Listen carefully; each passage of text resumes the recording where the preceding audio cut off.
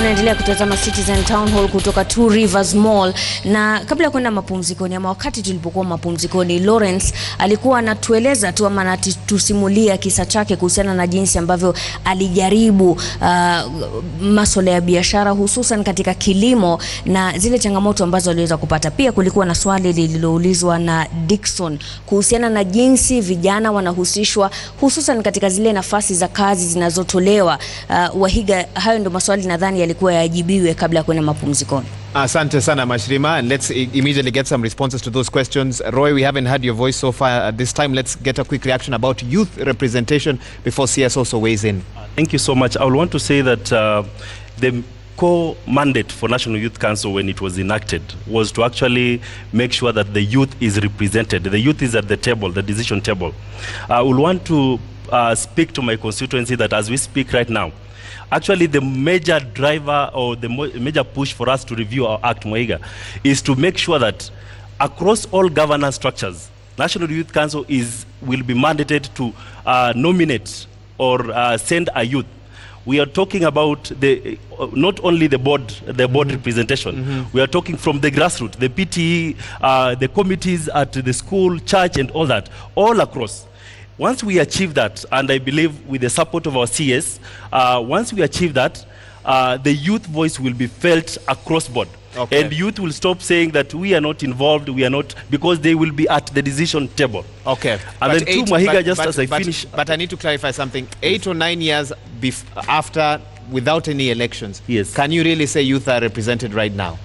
As we speak right now, the numbers are very low.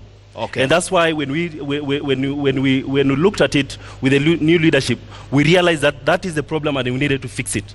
So now there is low youth representation, but you are working on it. We are working on it to fix it. Okay. So we are looking at, in the next 1 year, across all governance structures, we need to have a youth sitting there.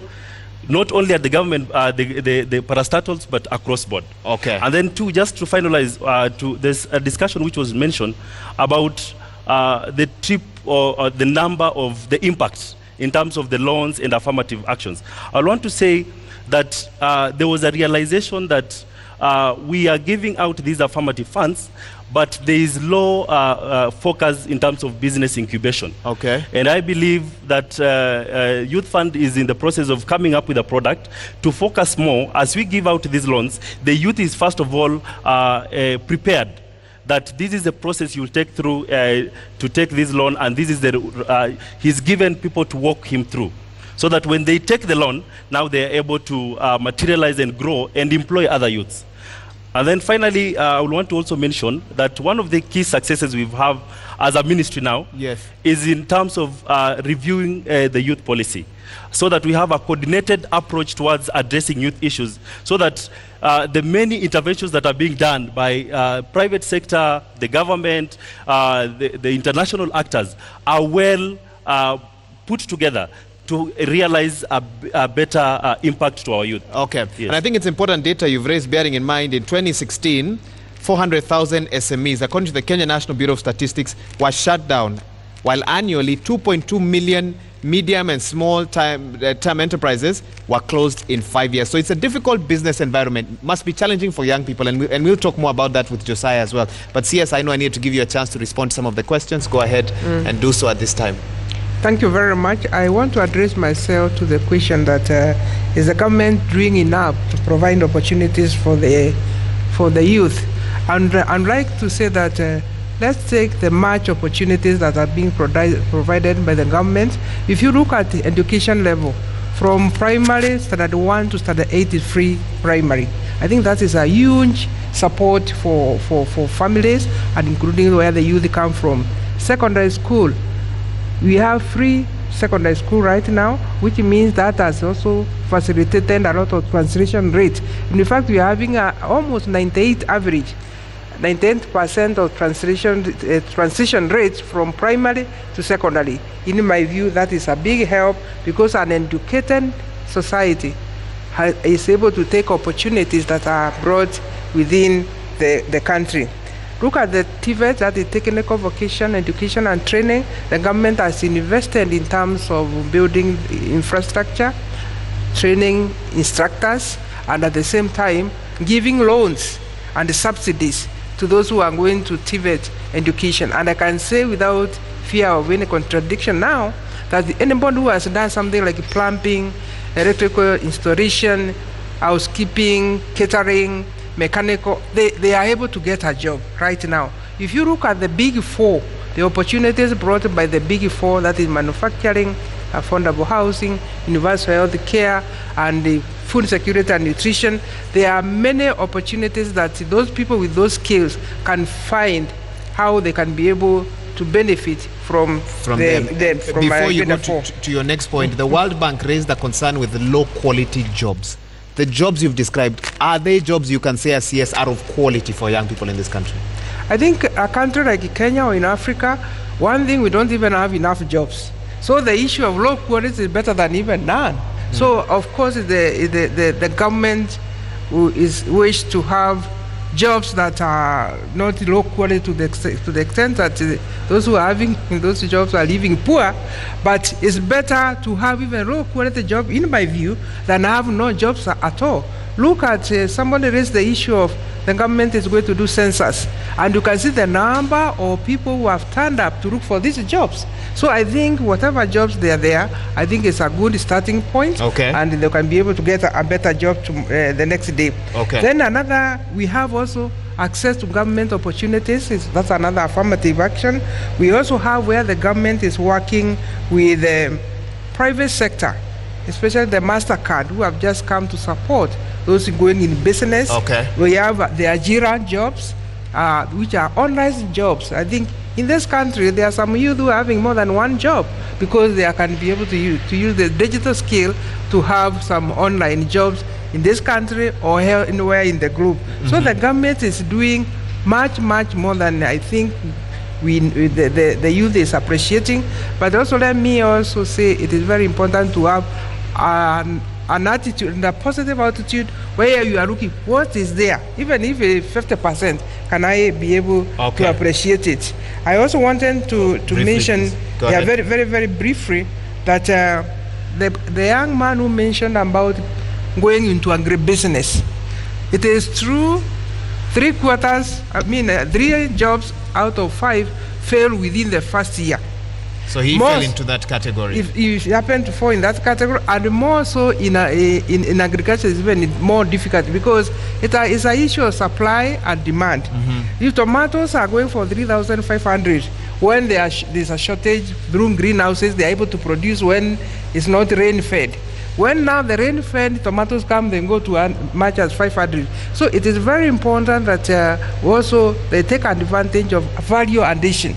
I can imagine these tomatoes, it may be there are added values by making tomato sauce or freezing, then they can be used in the period when there is shortage. And this can go to a lot of vegetables, potatoes, cabbages, and I think, in my view, going into agribusiness, because there are so many Kenyans that we need to feed, including exporting. It holds a promise for making people go into some business that can be able to support themselves and also can give them a high value job. Fair enough. Thank you so much. Mashirima, maswali tafadhali. Na wacha kwanza niangazie ujumbe hapa kutoka kwa Atrichi Mahmud katika mtandao wa Twitter. Anasema the process of getting funds from the youth fund is tedious due to excessive requirements. Lakini kuna vijana hapa ambao wanasema kwao ilikuwa rahisi kidogo kuweza kupata fedha hizo. Nitaanza na Kevin Maina ambaye ni msanii. Simama tafadhali.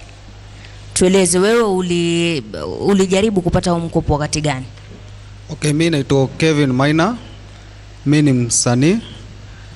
Niliweza kubenefit na KYOP wakati niliweza kujiunga. Nilitumia SMS kwa simu nika apply the program. So venye nilipata respond ya kwamba nimechaguliwa, tulienda tulifundishwa vitu mingi sana, venye unaweza manage your business na venye unaweza deal na customers. So tukapelekwa internship. So kwenda internship, hapo sasa ndio nilipata knowledge mingi sana. Knowledge ya aina gani? Yani ulikuwa msanii wa aina gani? Ile training uliopata ilibadilisha ujuzi wako kwa njia gani? Hapo mbeleni mi nilikuwa msanii wa kuchora peke yake, lakini venye nilijiunga na KOP niliweza kupata knowledge mingi sana ya niliweza kuimprove by knowing how to do some paintings. Na sasa hivi unaweza kusema zile paintings unazofanya zinakupatia shilingi ngapi hivi kwa painting moja? Mi saa hizi najivunia sana juu mi saa hii penye niko nimeweza kujiajiri na job yangu yenye nafanya art inaweza kunilipa vizuri. Sawa. Asante. Sasa nimpatie nafasi Felix naye atueleze kisa chake. Simama tafadhali. Na wewe ilikuwaje? Kuna wale vijana ambao wanahisi kuwa wakienda kujaribu kupata hizi hazina ama training, naomba uangalie ule upande huo mchakato unawatatiza. Kwako wewe ilikuwa rahisi ama ilikuwa vigumu? Ilikuwa rahisi sana. Kwa njia gani? I applied online, then nikatumiwa message, then I went to my youth officer in Madare, and then the next day I was called. Na hii training uliyofanya ilichukua muda gani? Pardon? Training I went for 2 months.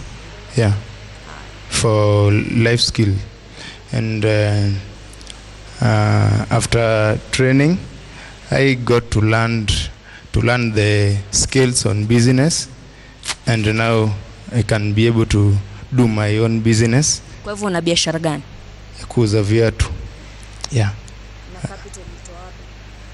capital I started on my own, then after going through the training I got so many skills, so right now I'm able to manage my business on my own and also to sustain myself as a youth, so I don't depend on my parents for survival. Sana. Wacha sasa nimpatie nafasi mwanadada mmoja ambaye anasema alifuzu na masuala ya BCom ama biashara, lakini hadi leo hajapata nafasi ya kazi. Simama tafadhali.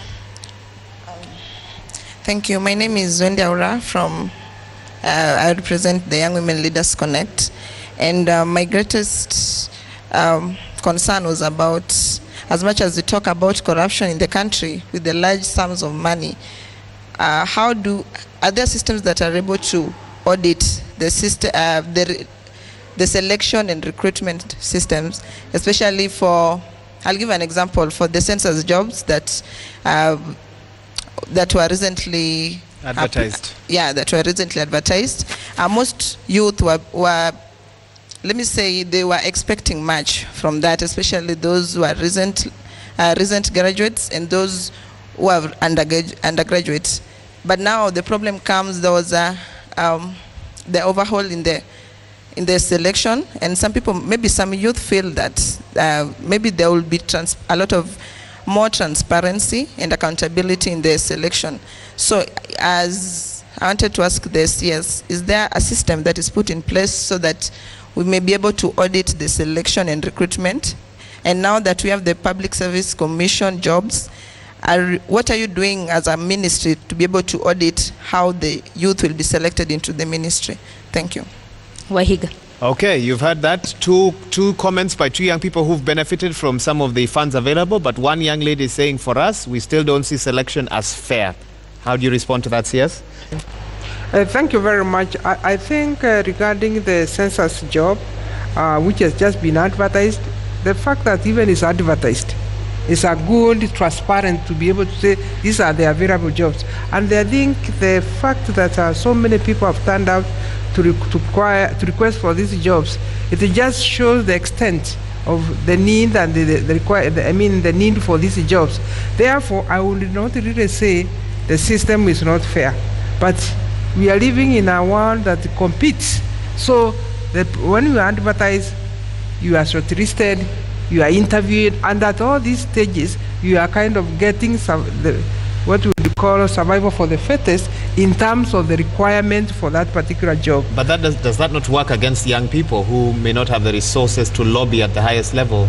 I don't think it's about the lobbying, and I'm sure there are many people who have applied for a job and they get it without giving any money. But I think in the Kenyan context, A lot of people think you need to give something so that you can get the job.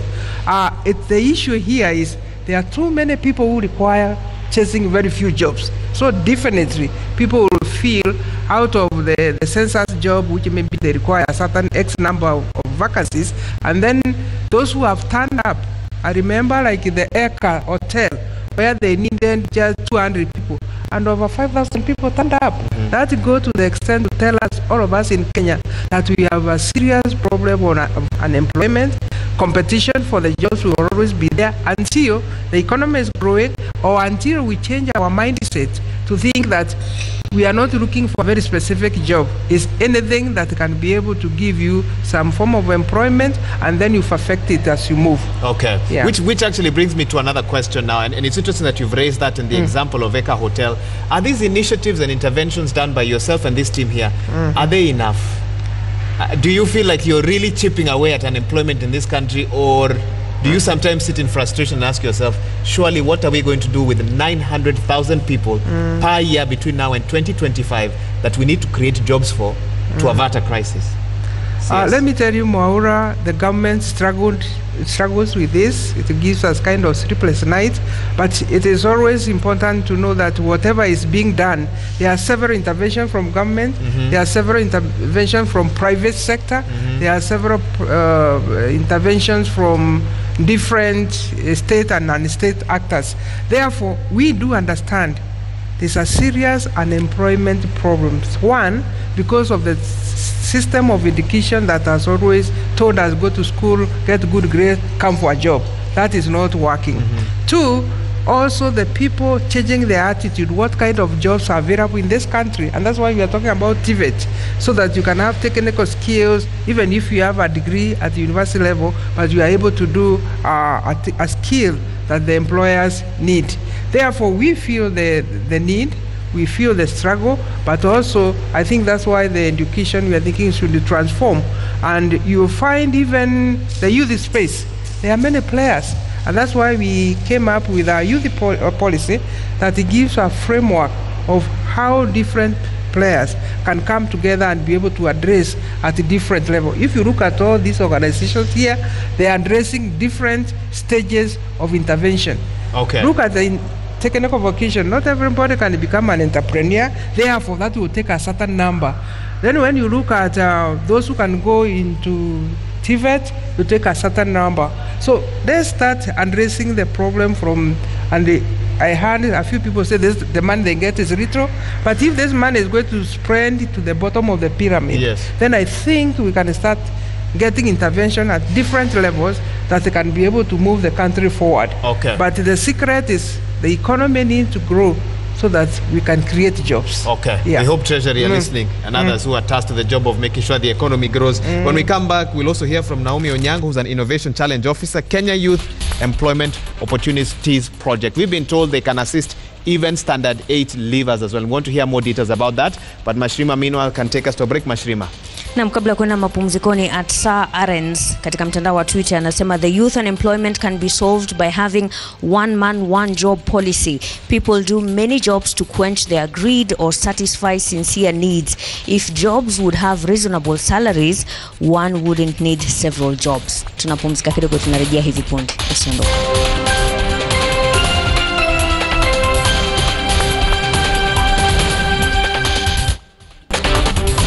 Karibu tena, unaendelea kutazama Citizen Town Hall kutoka Two Rivers Mall.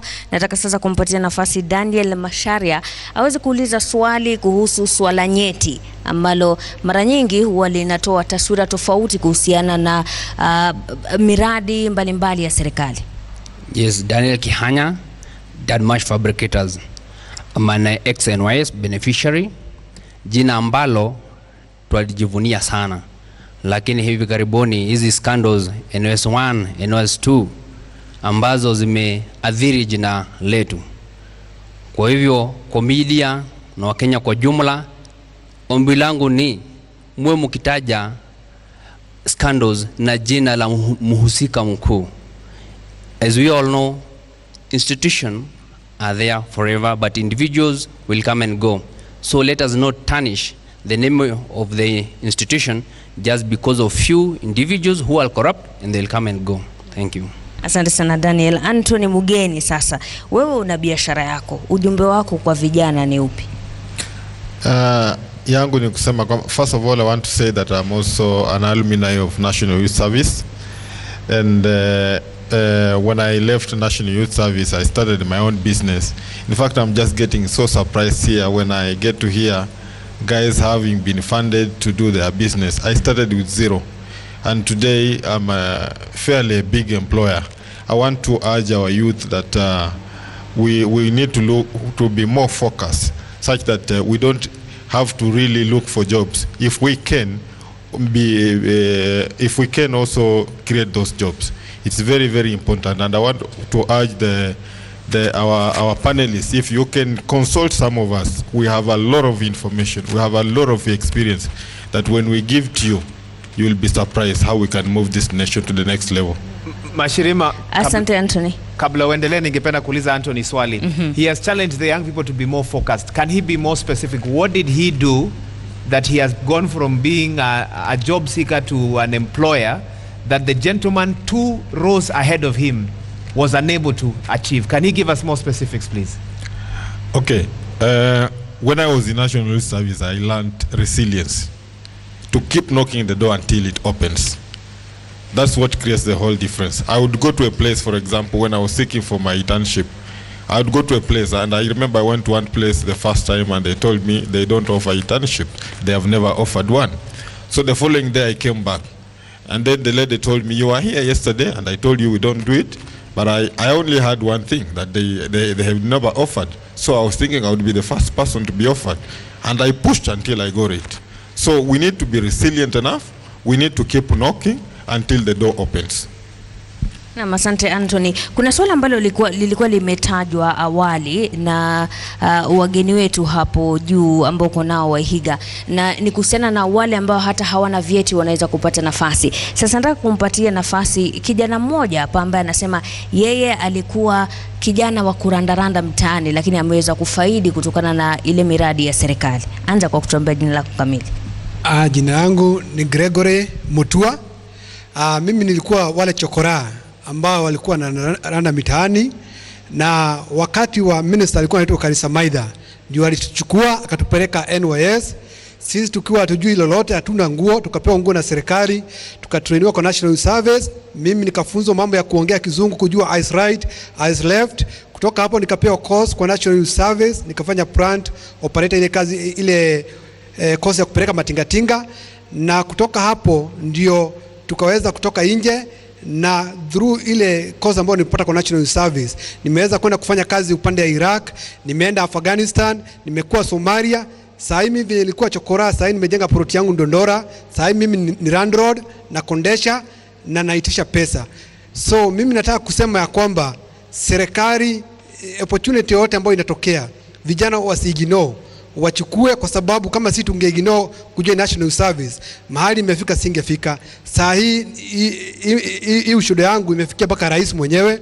Nimeenda nimemuonesha hizi picha zangu na nimemuelezea, na tukapigwa naye picha, akasikia na akaniambia niambie vijana wote kwa nchi mzima ya kwamba project yote ya serikali ambayo inatokea tusipuze, tusigino. Hata vile serikali wanasema vijana wachukue passport na watu badilishe passport mpya, ni mzuri kuchukua passport. Juu mimi nilichukua passport ndio miaka 10 imeisha, nimechukua nyingine mpya. Sasa mimi niko tayari kwenda mahali popote kazi. So mimi nasema vijana msipuuze mradi wote wa serikali. Hata ile program ya Anne Waiguru irudi, ile program ya Anne Waiguru. Naomba usitaje jina la mtu hapa mwenye hayuko. Gregory, kidogo tu, kuna wale vijana ambao wanajaribu kutolewa mitaani kisha wanarejea. Kwa nini wewe hukurejea mtaani? Ulifuatilia tu ule mradi ambao ulitolewa na serikali? Mimi kusema ukweli nilikuwa mtoto wa yatima ambao siko na mama yangu, siko na baba yangu. So wakati serikali ilisema inatuchukua tunapeleka kwa National Service, sisi tulichukulia NYS ni kama jeshi. Sisi tumeingia Kenya Army na tukachukulia National Service, although wengine walikuwa wanasema ni askari ya kijiko, lakini sisi tuliona ni kama tumeingia KDF. So tukapewa crown ya serikali, tukapewa na gari ya GK. So mimi sikurudi nyuma, nikaona sasa maisha yangu nimefaulu, na nikaona hata baada ya kumaliza National Service, Rais Kibaki alikuwa anakaa naenda pale naambiwa nilinde hizo pikipiki zake. So mimi niliamini nimefaulu kabisa na nikajitahidi na nikaendelea mbele. So tukaenda Iraq na nimesaidika. Asante Gregory. Nataka sasa kumpatia nafasi mtaalamu wa masuala ya sera ili aweze kutueleza tu kauli yake kuhusiana na ile mikakati ambayo serikali inaweka kuwasaidia vijana. Arnold. Asante. Asante sana. Kwanza kabisa ningependa tu labda kuzungumzia machache yale ambayo hapa mbele yamezungumziwa na masuala ambayo vijana wameweza kusema hapa. Youth Enterprise Development Fund, ningependa kama inawezekana if you can share the lessons zenye Youth Fund imeweza kuaccumulate for the last about 10 years around that, itaenda aje kusaidia biashara fund, kwa sababu kufika mwisho wa mwaka hizi funds zote zitakuwa fund moja, na Youth Fund is the longest program ya youth employment. So the lessons learned, kwa sababu at least Youth Fund iko na experience mzuri compared na hawa watu wengine. KEOP, ukweli ni kwamba KEOP is that testament that skills development and internship and apprenticeship works, because at least 60% ya vijana wote wenye walienda kwa hiyo program walikuwa absorbed kule walienda. I would like to know exactly how that can be replicated elsewhere, because sasa unajua wanafanya na loan ikishaisha kutakuwa na namna gani hiyo ya World Bank. NYC Roy anasema kuwa hawataki kufanya elections, lakini ningependa kusema hivi. Hebu rudia hiyo tena.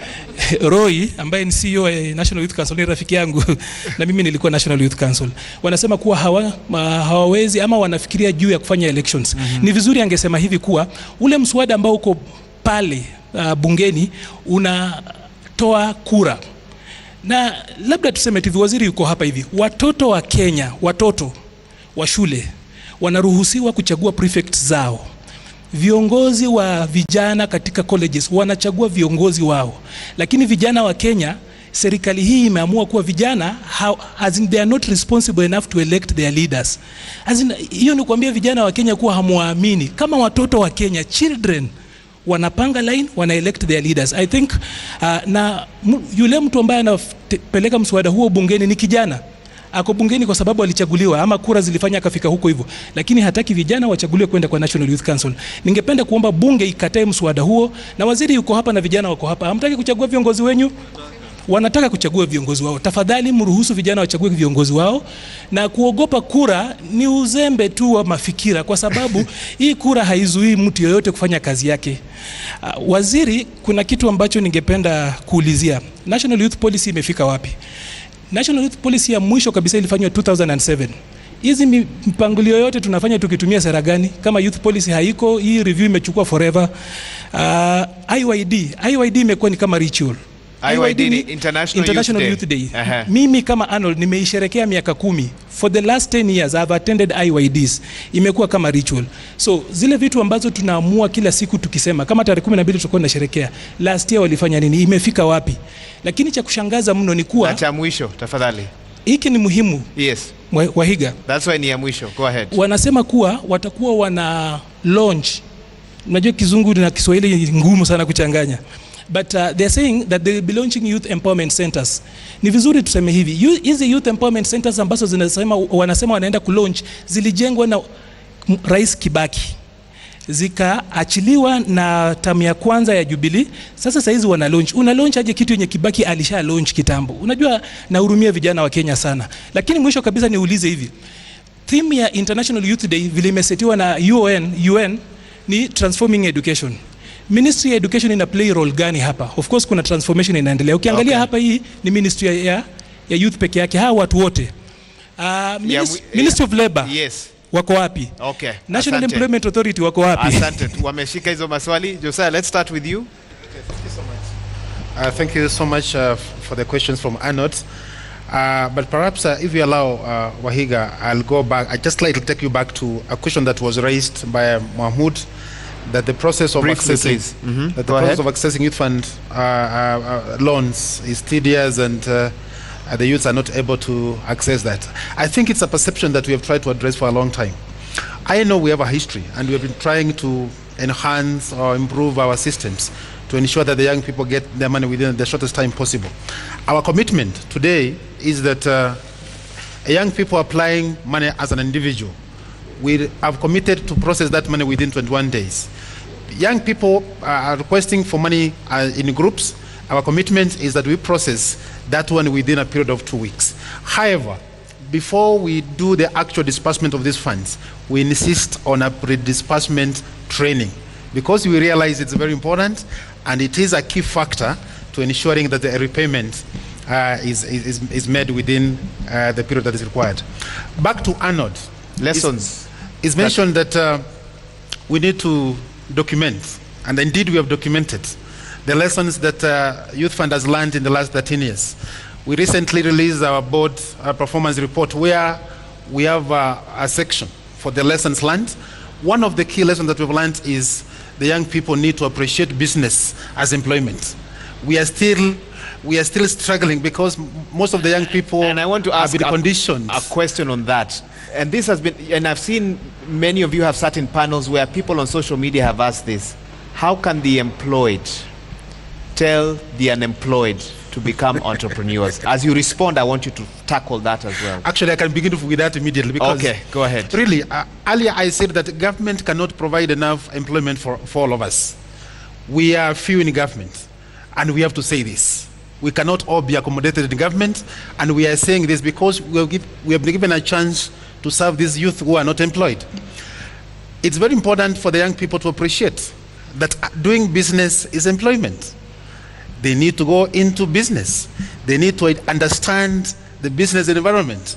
They need to design products which befit that business environment and be able to even employ the young people who are also depending on them to do that. Okay, thank you. Naomi, come in, and also what you've been able to achieve, how can you transfer that elsewhere?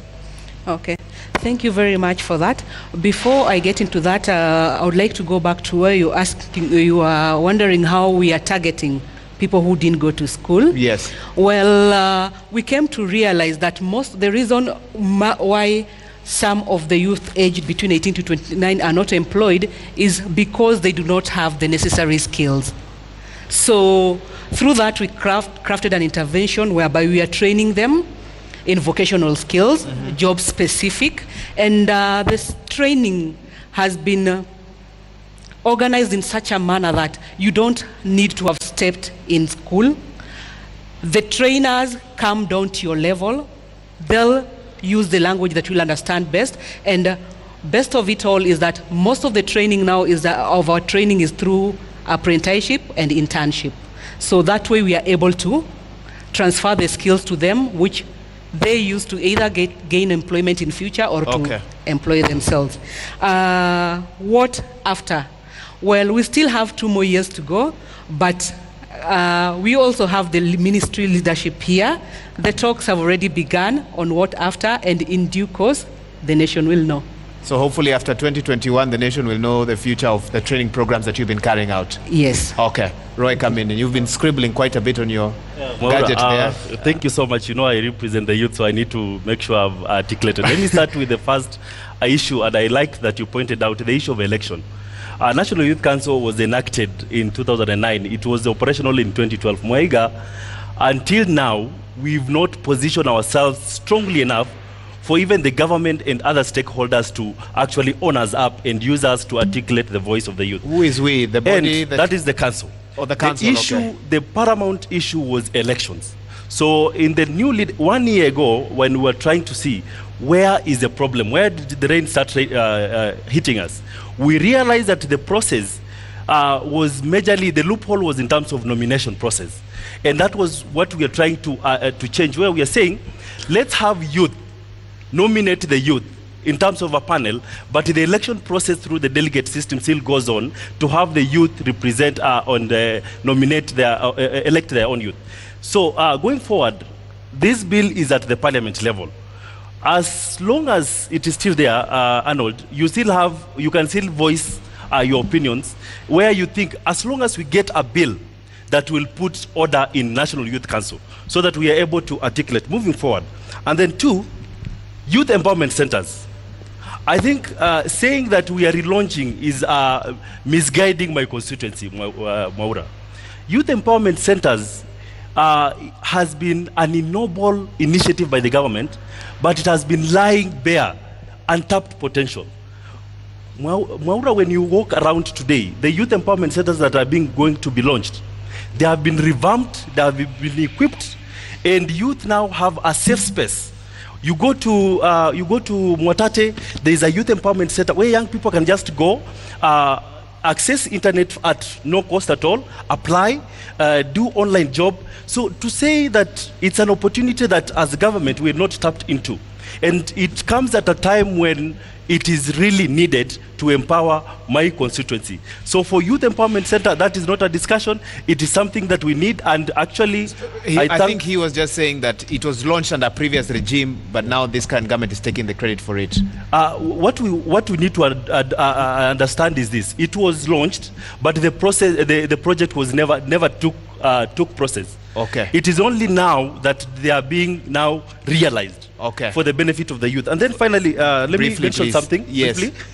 Because my mandate is also to showcase available opportunities for the young people. There is a program that is now Mbele na Biz, young people, my constituency. Let's go tap into it. Let's come up with business opportunities, business plans. Let's apply for that, because it is just a fund, a grant for us to take advantage and improve our business. Okay. Yes. Thank you. CS, I know you have quite a bit. I want to give you the last word. Let's pick, I think we have one last question, one last one, then the CS will respond as we wrap up. Go ahead, Mashima, just pick that up.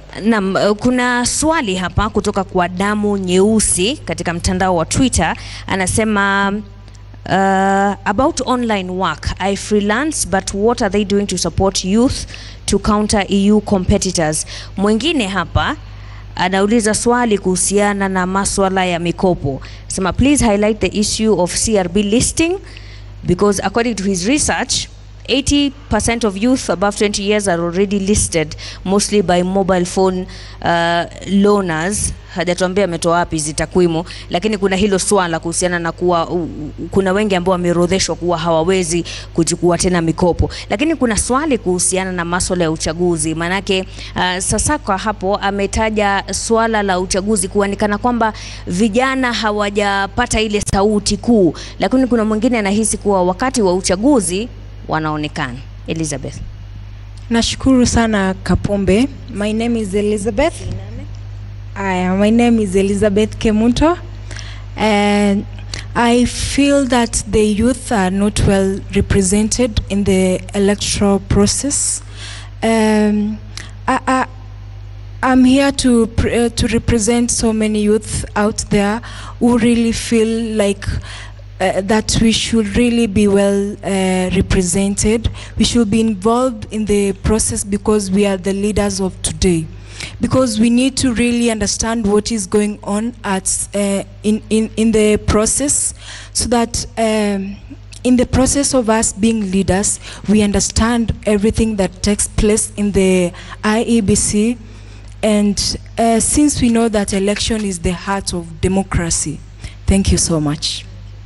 Wahiga. Asante. CS, I can give you a chance now to respond, and you also want to talk about representation. That can also come in as you respond. Go ahead.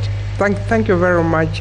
Let me touch on the youth empowerment centers, the fact that they were launched by previous government, and now actually we are kind of like opening them up. Youth empowerment centers were target of what we call Vision 2030, that every constituency will have a youth empowerment center which is enabled, internet enabled, can be a counseling center, can be for sports, including performing arts. So it's a resource within the constituency that youth are going to find it very useful, and not only youth, even the community. So I think it's very important that we should appreciate.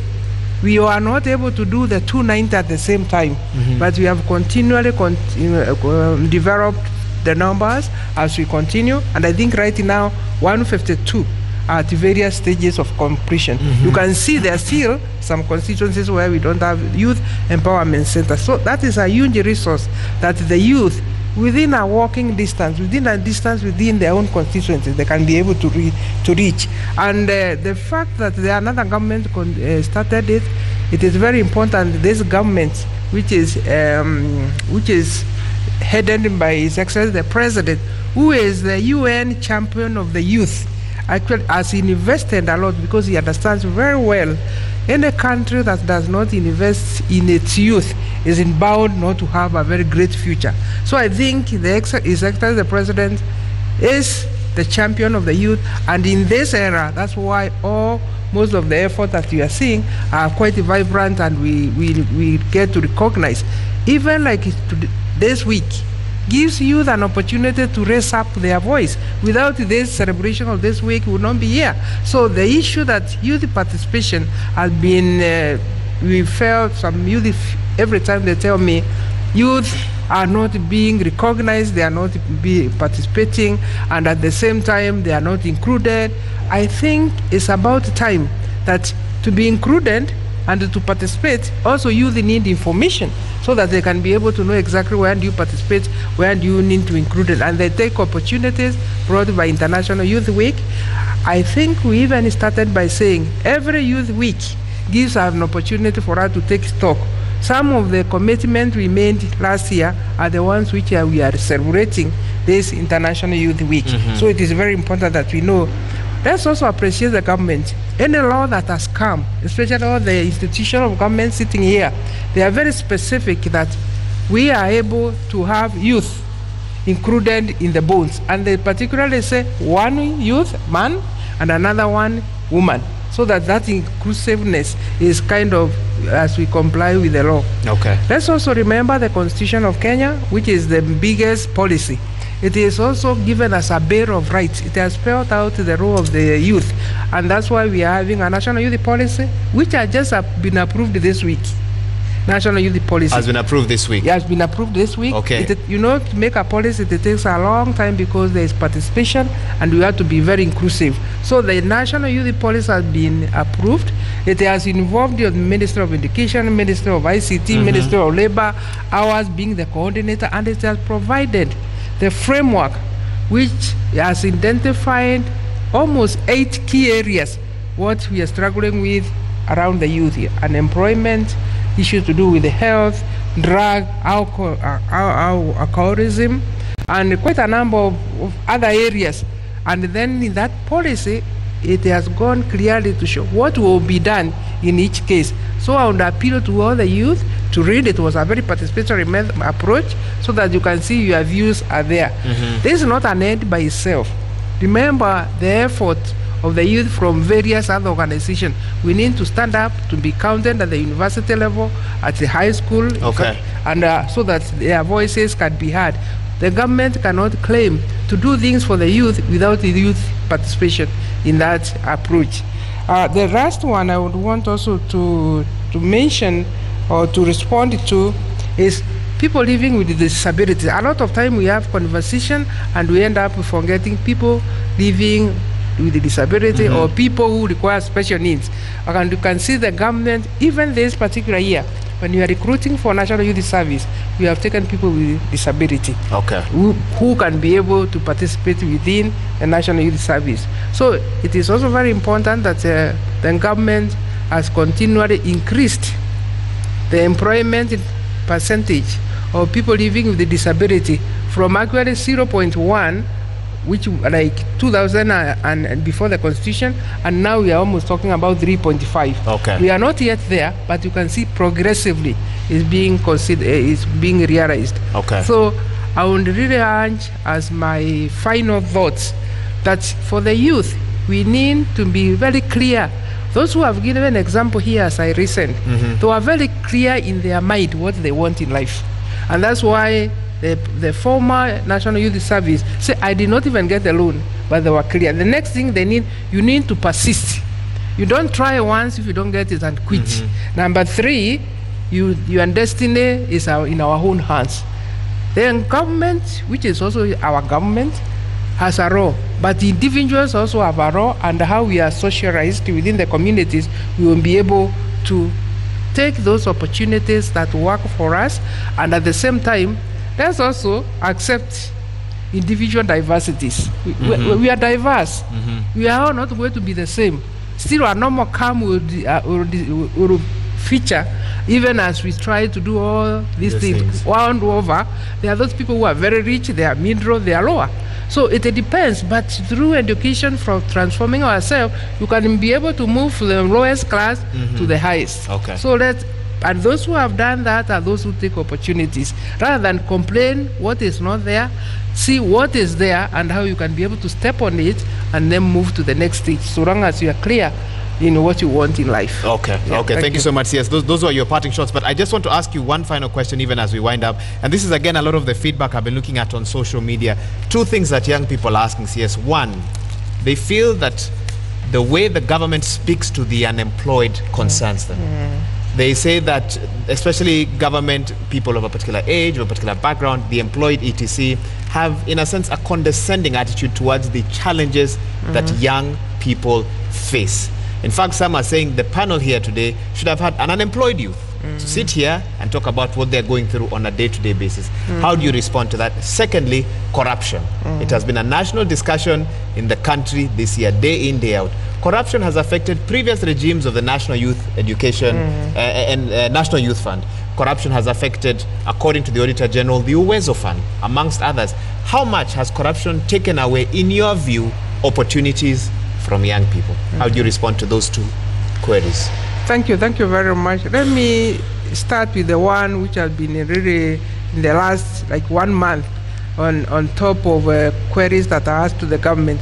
How can people with the jobs be able to tell the youth they create jobs? So you have also had those. So it's not just me who's come up with it. I've heard that, and that's a valid question. That how can people with the jobs be able to tell the youth to go and create jobs? And I think the answer can be yes and no. For example, even those who with the jobs, I'm sure they looked for them. Look at the member of parliament. If you think that's the job of a member of parliament, because they are the ones who are telling us go and look for a job. If you want to go and become a member of parliament, you work for it. If you have a government job, I'm sure you have also worked for it. So what I'm telling the youth is, there is nothing that comes easily. You must step out, you must look for it, you must get. However, the environment and with the more number of people graduating from high school and university, competition has become stiff. It's not about Kenyan issue, even globally. It's all about competition and survival for the fittest. But the government has a responsibility, because government is for the common good. That's why you see all these programs we have talked about this evening. Governments have tried to place the opportunity.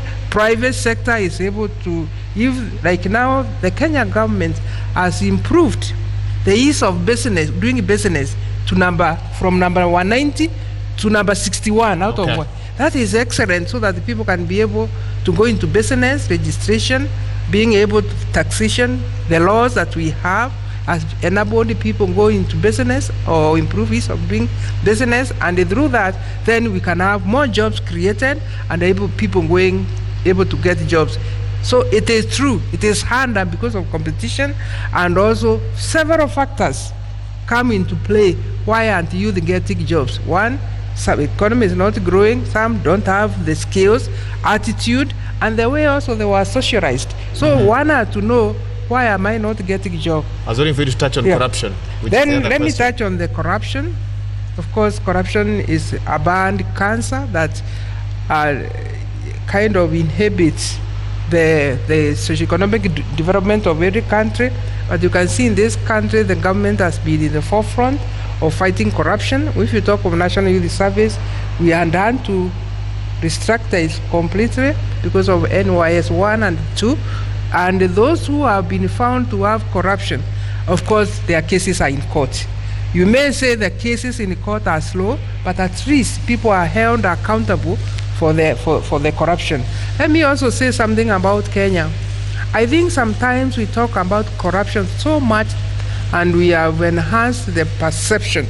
Many times people come and tell me people are giving money to get jobs in public service and all that. And I ask him, have you given any money? No, I was told by somebody who said they had given. So also, depending on how we have evidence of how corruption is happening, and we are able to present that evidence. Yes. But a lot of people are not able to present the evidence.